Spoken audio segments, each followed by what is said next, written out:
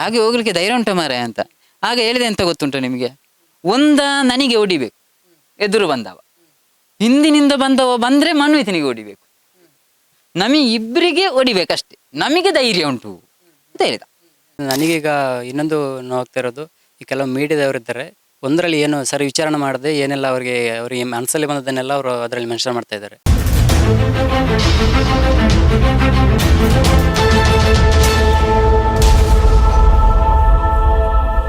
Welcome to our YouTube family Kudla rampage. Sumanth ರವರ ತಂದೆ ಆಗಿರ್ತಕ್ಕಂತಹ ಸುಬ್ರಹ್ಮಣ್ಯರವರು ಇದ್ದಾರೆ, ಅವ್ರ ಹತ್ರ ನಾನು ಮಾತಾಡಿಸ್ತಾ ಹೋಗ್ತೀನಿ. ಸರ್ ನಮಸ್ತೆ. ಆ ದಿನದಂದು ಏನಕ್ಕೆ ಹೋಗಿರುವಂತದ್ದು ಅಂತಿಲ್ಲ ತೋಟದಲ್ಲಿ? ನನ್ನ ಮಗ 9th ಸ್ಟ್ಯಾಂಡರ್ಡ್ ಅಲ್ಲಿ ಕಲಿತಾ ಇದ್ದ ಗೇರುಕಟ್ಟೆ ಹೈಸ್ಕೂಲಲ್ಲಿ, ಅವ ಉನ್ನತೀಕರಿಸಿದ ಶಾಲೆ ಗೇರುಕಟ್ಟೆ ಗೌರ್ಮೆಂಟ್ ಶಾಲೆ ಕಲಿತಾ ಇದ್ದ. ಆ ದಿನ ಅವ ಬೆಳಿಗ್ಗೆ ಧನುರ್ಮಾಸದಲ್ಲಿ ಬೆಳಿಗ್ಗೆ ಎದ್ದು ಧನುರ್ಮಾಸ ಪೂಜೆಗೆ ಹೋಗ್ತಾ ಇದ್ದ, ಬಿಟ್ಟು ಹೋಗ್ತಾ ಇದ್ದ.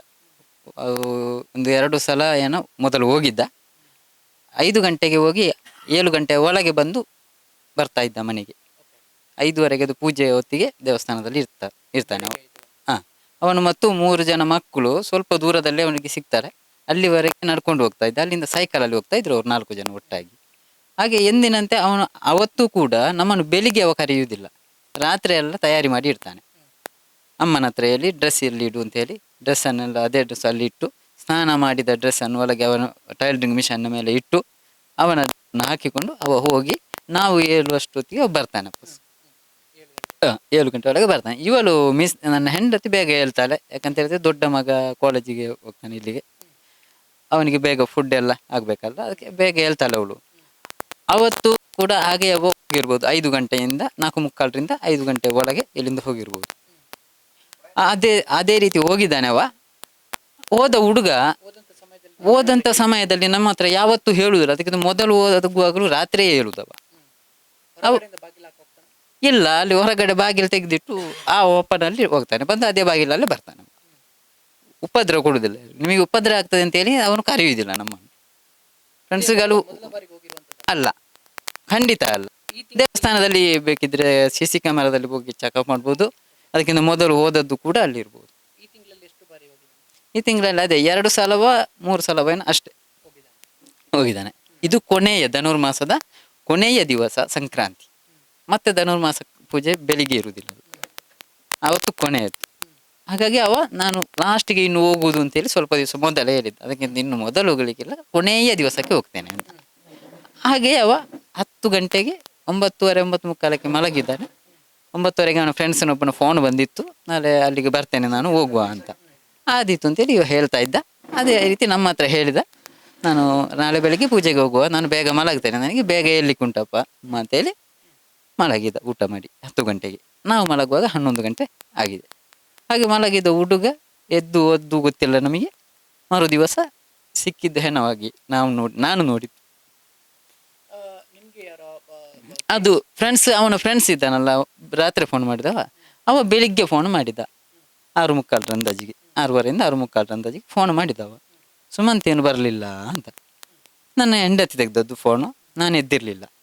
ಆವಾಗ ಹೇಳಿದ್ರು ಇಲ್ಲಿಂದ ಬಂದಿದ್ದಾನೆ ಅಂತೇಳಿ. ಅವರು ಹಾಸಿಗೆ ಬಂದು ನೋಡಿದ್ರು, ಹಾಸಿಗೆ ಮಡಿಚಿಟ್ಟು ಹೋಗುದಿಲ್ಲ ಅವ, ಅಲ್ಲಿ ಮಲಗ್ತಾನೆ ಅದೇ ಹಾಸಿಗೆಯಲ್ಲಿ. ಮತ್ತೆ ಹೇಳ್ತಾನೆ 7ವರೆಗೆ ಪುನಃ ಶಾಲೆಗೆ ಹೋಗ್ಲಿಕ್ಕೆ. ಹಾಗೆ ನೋಡುವಾಗ ಅಲ್ಲಿಯೂ ಇಲ್ಲ. ಅಷ್ಟಾಗೂ ಇವರೊಂದು ಬೊಬ್ಬೆಯಲ್ಲಿ ಏನೋ ಮಾತಾಡಿದ್ರು, ಹೌದಾ ಅಂತ. ಅವಾಗ ನನಗೆ ಎಚ್ಚರಿಕೆ ಆಯಿತು. ನಾನು ಎಚ್ಚರಿಕೆ ಹಾಕಿ ಅದೇ ಬಾಗಿಲಿನಿಂದ ಈ ಸೈಡಲ್ಲಿ ಓಡಿ ಗೇರುಕಟ್ಟೆವರೆಗೆ ಓಡಿದ್ದೇನೆ ನಾನು. ಎಲ್ಲಿಯೂ ಇಲ್ಲ. ಸೈಕಲ್ ಹಾಗೆ ಇತ್ತು, ಕೀ ಮನೆಯಲ್ಲಿತ್ತು, ಅದಕ್ಕೆ ಲಾಕ್ ಹಾಗೆ ಹಾಕಿತ್ತು. ಹಾಗೆ ಮತ್ತೆ ಎಲ್ಲ ಜನ ಸೇರಿ ಹುಡುಕಾಡಿದ್ರು, ಎಲ್ಲ ಮಾಡಿ ಹಾಕುವಾಗ ಆ ಕೆರೆಯ ಹತ್ತಿರ ರಕ್ತದ ದಾರಿಯಿಂದ ಅರ್ಧ ದಾರಿಯಿಂದ ಬಂದು ಕೆರೆಯಕ್ಕೆ ಹೋಗುವ ದಾರಿಯಲ್ಲೇ ರಕ್ತದ ಕಲೆ ಇತ್ತು. ಅದು ಬಿಂದು ಹರಿದಾಗೆ ಇತ್ತು. ಚೆಲ್ಲಿಕೊಂಡು ಹೋಗ್ಲಿಲ್ಲ ಎಲ್ಲಿಯೂ ಕೂಡ. ಅಷ್ಟೊಂದು ಚೆಲ್ಲಿಕೊಂಡು ಪ್ರಾಣಿಗಳು ದಾಳಿ ಮಾಡಿದ್ರೆ ಅದು ಚೆಲ್ಲಿಕೊಂಡು ಹೋಗ್ತಾ ಇತ್ತು. ಪರಚಿದ ಗಾಯ ಬೇಕಿತ್ತು. ಯಾವ ಚಿರತೆ ಇಲ್ಲ, ಏನಿಲ್ಲ, ಏನು ಕೊಟ್ಟಿದ್ದಾರೆ ನನಗೆ ಗೊತ್ತಿಲ್ಲ, ಸುಳ್ಳು ಮಾಹಿತಿ. ಹಾಗೆ ಇತ್ತು. ಕೆರೆಯ ಬದಿಯಲ್ಲಿ ಮಾತ್ರ ಒಂದು ಕಲ್ಲಿಗೆ ದೊಡ್ಡದರಲ್ಲಿ ರಕ್ತದ ಕುರು ಹೋಯ್ತು, ಒಂದು ಕಲ್ಲಿಗೆ. ಹಾಗೆ ಮತ್ತೆ ಅನುಮಾನದಲ್ಲಿ ಪೊಲೀಸ್ ಬಂದು ಕೆರೆಯಲ್ಲಿ ಹುಡುಕಾಡಿದಾಗ ಹೆಣ ಸಿಕ್ಕಿದೆ ಆಗುವಾಗ ನಾನು ನೋಡಿದಾಗ ತಲೆಗೆ ಎದುರಿನ ಭಾಗದಲ್ಲಿ ಗಾಯ ಆಯಿತು, ಕತ್ತಿಯದ್ದು ಅಥವಾ ರಾಡಿನದ್ದು ಗಾಯ. ಹಿಂಬದಿಯಲ್ಲಿ ಒಂದು ಗಾಯ ಅದೇ ರೀತಿ ಇತ್ತು. ಬೇರೆ ಯಾವುದು ಪರಚಿದ ಗಾಯ ಯಾವುದು ಇಲ್ಲ. ತುಟಿಗೆ ಒಂದು ಮೀನು ಕಚ್ಚಿ, ದೊಡ್ಡ ದೊಡ್ಡ ಮೀನುಗಳಿದ್ದಾವೆ ಅದರಲ್ಲಿ, ಕೆರೆಯಲ್ಲಿದ್ದವು ಮೊನ್ನೆ ನೀರು ಇದು ಮಾಡುವಾಗ ಕಚ್ಚುವಂಥ ಮೀನುಗಳು ಇದ್ದವು ಅದರಲ್ಲಿ. ಹಾಗೆ ಅದು ಗಾಯ ಆಗಿತ್ತು, ಸಣ್ಣ ಸಣ್ಣದು, ದೊಡ್ಡ ಮಟ್ಟಿನ ಗಾಯ ಅಲ್ಲ. ಕೈಯಲ್ಲಿ ಹಿಡ್ದಂತಹ ಟಾರ್ಚ್ ನೀರು ಇದು ಮಾಡಿ ಪೊಲೀಸ್ ಡಿಪಾರ್ಟ್ಮೆಂಟ್ ಅವ್ರು ನೀರು ತೆಗೆದು ಆಗುವಾಗ ಟಾರ್ಚ್ ಬದಿಯಲ್ಲಿ ಇತ್ತು. ಅದು ಅವನೇ ಕೊಂಡೋದ ಟಾರ್ಚ್. ಹೌದು, ಆ ಕತ್ತಿ ನನಗೆ ಅಲ್ಲ ಅಂತೇಳಿ ಕಾಣ್ತಾ ಉಂಟು. ಅಲ್ಲ, ಅದು ನಮ್ಮ ಮನೆಯದ್ದು ಅಲ್ಲ, ಅವನ ಹತ್ರ ಕತ್ತಿ ಇರ್ಲಿಕ್ಕೂ ಇಲ್ಲ, ಅವ ಕತ್ತಿ ಹಿಡಿಯೋ ಹುಡುಗನೂ ಅಲ್ಲ. ತುಕ್ಕು ಹಿಡಿದಿತ್ತು, ಮತ್ತು ಅದರ ಇದು ಕತ್ತಿ ಹಿಡಿಯುವಂಥ ಇದು ಸ್ವಲ್ಪ ಡ್ಯಾಮೇಜ್ ಆಗಿತ್ತು ಅದೆಲ್ಲ.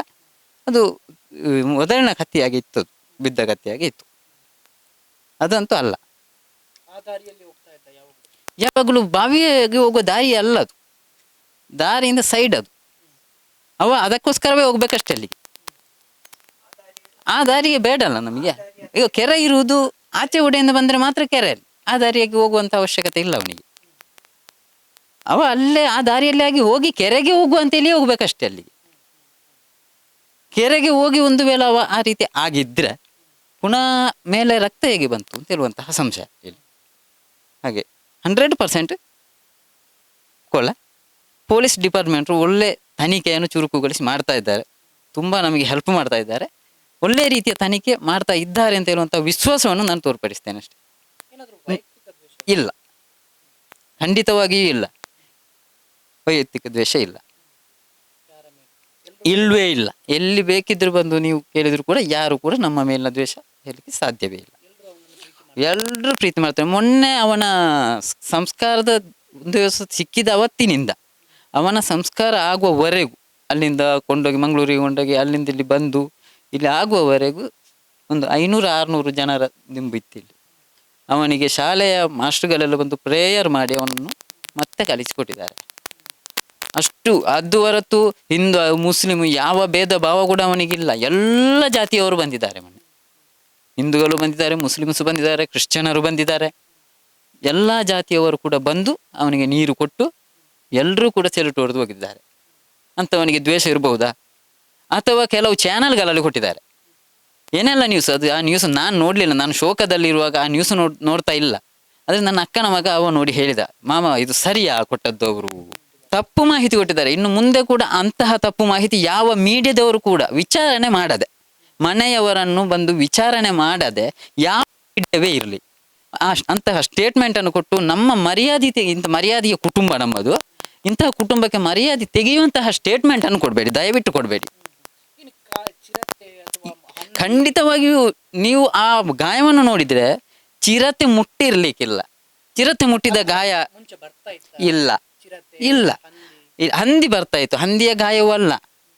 ಹಂದಿ ಬರ್ತಾ ಇತ್ತು, ಆದರೆ ಆ ವೇಳೆಗೆ ಹಂದಿ ಬರುವ ಚಾನ್ಸಸ್ ಇಲ್ಲ. ಬೆಳಗ್ಗೆ ಹಂದಿ ಬರುವುದು ರಾತ್ರಿ, ಬೆಳಗ್ಗೆನೆ ಜಾವ ಹಂದಿ ಬರುವಂತಹ ಚಾನ್ಸಸ್ ಇಲ್ಲ. ಅದು ಕೂಡ ನಾವು ಬಂದು ಇಷ್ಟು ವರ್ಷ ಆಯಿತು, ನಾವು ನೋಡಿದ್ರಲ್ಲಿ ಇಲ್ಲ. ಹೇಳುವುದು ಕೇಳಿದ್ದು ಹೊರತು ನಾವು ನೋಡಿದ್ರಲ್ಲಿ ಇಲ್ಲ ಹಂದಿ. ಅದು ರಾತ್ರಿ ಒಂದು 10-11 ಗಂಟೆಯಿಂದ ನಂತರ ತೋಟದಲ್ಲಿ ಬರ ಹೇಳ್ತದೆ, ಮತ್ತೆ ಇಲ್ಲ. ಇಲ್ಲ ಇಲ್ಲ, ನನಗೆ ನಮ್ಮ ಗೊತ್ತಲ್ಲಿ ಇಲ್ಲ ಸರ್, ಇಲ್ಲ ನಮ್ಮ ಗೊತ್ತಲ್ಲಿ ಇಲ್ಲ, ಇಲ್ಲ ಇಲ್ಲ ಇಲ್ಲ ಇಲ್ಲ, ನಮ್ಮ ಗೊತ್ತಲ್ಲಿ ಇಲ್ಲ. ಹೌದು, ಮರೆತು ಅದು ಮೊನ್ನೆ ಅಂತ ಅಲ್ಲ, ಬೆಳಿಗ್ಗೆ ಶಾಲೆಗೆ ಇಲ್ಲಿಂದ ಹೊರಡ್ತಾನೆ 8 ಗಂಟೆಗೆ, ಅಲ್ಲಿಂದ ಕರೀತಾನೆ ಅಮ್ಮ ಅಂತ ಹೇಳಿ. ಎಂಥದ್ದು ಅಂತ ಹೇಳುವಾಗ ನನ್ನ ಚಾವಿ ಅಲ್ಲಿ ಅಂತ ಅಮ್ಮನೇ ಕೊಂಡೋಗಿ ಕೊಡುವಂಥದ್ದು ತುಂಬಾ ಸಲ ಕೊಟ್ಟಿದ್ದಾರೆ. ಕೊಂಡೋಗಿ ಅಲ್ಲಿಗೆ ಮರತೇ ಹೋಗುದು, ಇಲ್ಲೇ ಬರುವುದು, ಸೀದಾ ಹೋಗುದು, ಅಲ್ಲಿಂದ ಕರೆಯುದು ಅಮ್ಮ ಚಾವಿತಾ ಅಂತ. ಅಮ್ಮ ಕೊಂಡೋಗಿ ಅಲ್ಲಿಗೆ ಚಾವಿ ಕೊಡ್ಬೇಕು. ಮತ್ತೆ ಅವತ್ತು ಕೂಡ ಅವ ಚಾವಿ ಮರತೇ ಹೋದ್ದು. ಅದೇ ರೀತಿ ಮಾಡಿದ್ದಾನೆ ಆ ಹುಡುಗ. ಒಳ್ಳೆ ಹುಡುಗರು. ಮಕ್ಕಳ ಬಗ್ಗೆ ನನಗೆ ಯಾವ ರೀತಿಯ ಅನುಮಾನ ಕೂಡ ಇಲ್ಲ. ಬೆಸ್ಟ್ ಫ್ರೆಂಡ್ಸ್ ಒಬ್ಬ ನಾನು ಹೇಳ್ತೇನೆ, ಮತ್ತಿಬ್ಬರದ್ದು ನನಗೆ ಪರಿಚಯ ಇಲ್ಲದವರದ್ದನ್ನು ಪರಿಚಯ ಉಂಟು, ನಾನು ಹೇಳಲಿಕ್ಕೆ ತಯಾರಿಲ್ಲ. ಆದ್ರೂ ಮಕ್ಕಳ ಬಗ್ಗೆ ನಾನು ಅನುಮಾನ ಕೊಡ್ತಾ ಇಲ್ಲ ನಿಮಗೆ. ಶಾಲೆ ಮಕ್ಕಳ ಬಗ್ಗೆ, ಆ ಶಾಲೆ ಕೂಡ ಅಂಥದ್ದೇ, ಒಳ್ಳೆಯ ಸ್ಕೂಲ್ ಅದು. ನಾನು ನನ್ನ ಅಕ್ಕನ ಮಗನನ್ನು ಕೂಡ ಅದೇ ಸ್ಕೂಲಿಗೆ ಹಾಕಿದ್ದೇನೆ, ಅಲ್ಲಿಂದ ತಂದು. ಅಂತ ಒಳ್ಳೆಯ ಸ್ಕೂಲಿನ ಮಕ್ಕಳು ಆ ರೀತಿ ಮಾಡುವಂತಹ ಚಾನ್ಸಸ್ ಇಲ್ಲ. ಒಳ್ಳೆ ಬೆಸ್ಟ್ ಫ್ರೆಂಡ್ಸ್ಗಳು. ಮತ್ತೆ ಮುಂದೆ ನನಗೆ ಹೇಳುವಾಗಿ ಇಲ್ಲ ಅದರ ಬಗ್ಗೆ. ಆ ಮಕ್ಕಳು ಏನಾದ್ರು ಅವನನ್ನು ಸೈಕಲ್ ಏನು ನಿಲ್ಲಿಸ್ತಾನೆ ಅಲ್ಲಿಯವರೆಗೆ ಕರ್ಕೊಂಡು ಹೋಗ್ಲಿಕ್ಕೆ ಬರ್ತಾ ಇದ್ರೆ ಹೇಗೆ ಅಂತ? ಫಸ್ಟಿನ ಒಂದು ಸಲ ಇವ ಗೇರುಕಟ್ಟೆವರೆಗೆ ಹೋಗಿದ್ದಾನೆ, ಅದು ಸಿ ಸಿ ಕ್ಯಾಮೆರಾ ಅದರಲ್ಲೆಲ್ಲ ಬಿದ್ದಿರ್ಬೋದು. ಗೇರುಕಟ್ಟೆ ಹೋಗಿ ಡಿಪ್ಪೋದ ರೋಡಲ್ಲಿ ಕೂಡ ಮನ್ವಿತ್ ಅಂತ ಹೇಳುವಂಥ ಹುಡುಗ, ಬೆಸ್ಟ್ ಫ್ರೆಂಡ್ ಅವ ಇನ್ನು ಅಲ್ಲಿ ನಾಯಿ ಕಚ್ಚಿತದೆ ಅಂತೇಳಿ ಹೆದರಿಕೆ ಆಗಿ ಸೊಸೈಟಿಯಲ್ಲಾಗಿ ಮೇಲವರೆಗೆ ಹೋಗಿದ್ದೇನಪ್ಪ ಅಂತ ಹೇಳಿದ್ದಾನೆ. ನಾನು ಹೇಳಿದೆ ನೀನು ಹೋಗಬೇಡ ಇನ್ನು ಮುಂದೆ ಧನೂರ್ ಪೂಜೆಗೆ, ಅಲ್ಲೆಲ್ಲಾಗಿ ನೀನು ಒಬ್ಬನೇ ಹೋಗೋದು ಬೇಡ ಡಿಪ್ಪೋದಲ್ಲೆಲ್ಲ, ಇಲ್ಲಿವರೆಗೆ ಆದರೆ ತೊಂದರೆ ಇರಲಿಲ್ಲ, ನೀನು ಅಲ್ಲೆಲ್ಲ ಯಾಕೆ ಹೋದ್ದು ಅಂತ ಜೋರು ಮಾಡಿದೆ. ನೆಕ್ಸ್ಟ್ ಹೋಗುವಾಗ ನಾನು ಮೊನ್ನೆ ಹೇಳಿದ್ದಲ್ಲ ನಿನ್ನ ಹತ್ರ ಗೇರುಗಟ್ಟೆವರೆಗೆ ಎಲ್ಲ ಹೋಗಬೇಡ ಸೈಕಲಲ್ಲಿ ಅಂತ ಹೇಳುವಾಗ, ಇಲ್ಲ 3 ಜನ ಹೇಳಿದ್ದಾರೆ, ನೀನಾಗಿ ಬರೋದು ಬೇಡ, ನಾವಾಗಿ ಅಲ್ಲಿಗೆ ಬರ್ತೇವೆ 3 ಜನ, ಮತ್ತೆ ನೀನು ಒಂದು 4 ಜನ ಆಗುತ್ತದೆ, ಹಾ ಬರ್ತೇನೆ ಅಂತ ಹೇಳಿದ. ಮುಂದೆ ಸೈಕಲಲ್ಲಿ ಅದು ಕೂಡ ಹಂಚಿಕೊಂಡು ಹೋಗ್ತಾರೆ ಅವರು, ಮುಂದೆ ಆ 3 ನಡುವಿನಲ್ಲಿ ಕೊನೆಗೆ ಮನ್ವಿತ್ತು, ಆ ರೀತಿಯಾಗಿ ಹೋಗುದು, ಲೈನಲ್ಲೇ ಹೋಗುದು ಅವರು. ಅವತ್ತು ಕೂಡ ಹೇಳಿದ್ದಾನೆ ಅವ ಇಲ್ಲಿ, ನಾನು ಕೇಳಿದ್ದಕ್ಕೆ ಹಾಗೆ ಹೋಗ್ಲಿಕ್ಕೆ ಧೈರ್ಯ ಉಂಟ ಮಾರಾಯ ಅಂತ. ಆಗ ಹೇಳಿದೆ ಅಂತ ಗೊತ್ತುಂಟು ನಿಮಗೆ, ನನಗೆ ಹೊಡಿಬೇಕು ಎದುರು ಬಂದವ, ಹಿಂದಿನಿಂದ ಬಂದವ ಬಂದ್ರೆ ಮನ್ವಿತನಿಗೆ ಹೊಡಿಬೇಕು, ನಮಗೆ ಇಬ್ಬರಿಗೆ ಹೊಡಿಬೇಕಷ್ಟೇ, ನಮಗೆ ಧೈರ್ಯ ಉಂಟು ಅಂತ ಹೇಳಿದ. ಅದನ್ನು ಕೂಡ ಹೇಳಿದ್ದಾನೆ ನಾವು. ಬಂದಿದ್ದಾರೆ ಹೇಳಿದ್ದಾರೆ ಅವರು. 7 ಗಂಟೆಗೆ ಫೋನ್ ಕೂಡ ಹುಡುಗ ಮಾಡಿದೆ, ಏನು ಬಾರದಂತ ಮಾಡಿದ್ದಾನಲ್ಲ, ಅವರು ಬಂದಿದ್ದಾರೆ. ಇಲ್ಲ ಅಂತ ಹೇಳಿದ್ದಾರೆ. ಇಲ್ಲ ಅಂತ ಹೇಳಿದ್ರು, ನಾನು ಕೇಳಿದ್ದಕ್ಕೆ ಇಲ್ಲ ಮೊಬೈಲ್ ಇರಲಿಲ್ಲ ಅಂತ ಹೇಳಿದ್ರು. ಇಲ್ಲ ಇವನ ಹತ್ರನೂ ಇಲ್ಲ, ಮೊಬೈಲ್ ಕೊಂಡು ಹೋಗುದಿಲ್ಲ, ಮಾಡ್ತಾ ಇಲ್ಲ. ಅದೇ ನೀರಿನಿಂದ ಕಸ ತ್ಯಾಜ್ಯ ಪ್ಲಾಸ್ಟಿಕ್ ಅನ್ನೆಲ್ಲ ಮೇಲೆ ಹಾಕುವಂತಹ ಒಂದು ಪ್ರಾಜೆಕ್ಟ್ ಮಾಡ್ತಾ ಇದ್ದ, ಅದರ ಬಗ್ಗೆ ಪುಸ್ತಕದಲ್ಲಿ ಉಂಟು. ಅದರ ಬಗ್ಗೆ ನನಗೆ ಅಷ್ಟು ಕಲಿವಿಕೆಯಲ್ಲಿ ಹೇಳಲಿಕ್ಕೆ ಸಾಧ್ಯ ಇಲ್ಲ. ಅದು ಆಯ್ಕೆಯಾಗಿದ್ದವ ಗುಜರಾತಿಗೆ ಹೋಗ್ಲಿಕ್ಕೆ 5 ತಾರೀಕಿನ ನಂತರ ಹೋಗುವುದರಲ್ಲಿ ಇದ್ದ, ಫ್ಲೈಟ್ ಟಿಕೆಟ್ ಇತ್ತು. ಮೊನ್ನೆ ಹೇಳ್ತಾ ಇದ್ದ, ನನಗೆ ಟ್ರೈನಲ್ಲಿ ಹೋಗ್ತೇನೆ, ನೀನಾದರೂ ಹೋಗಿದ್ಯಪ್ಪ, ನಾನು ಹೋಗ್ತೇನೆ ನಾಳ್ದು ಅಂತ ಹೇಳ್ತಾ ಇದ್ದ. ಆಯ್ತು ಮೇಲೆ ನೀನಾದರೂ ಹೋಗು ಒಳ್ಳೇದೇ ಅಂತ ಹೇಳಿದ ನಾನು. ಫ್ಲೈನಲ್ಲೇ ಹೋದ.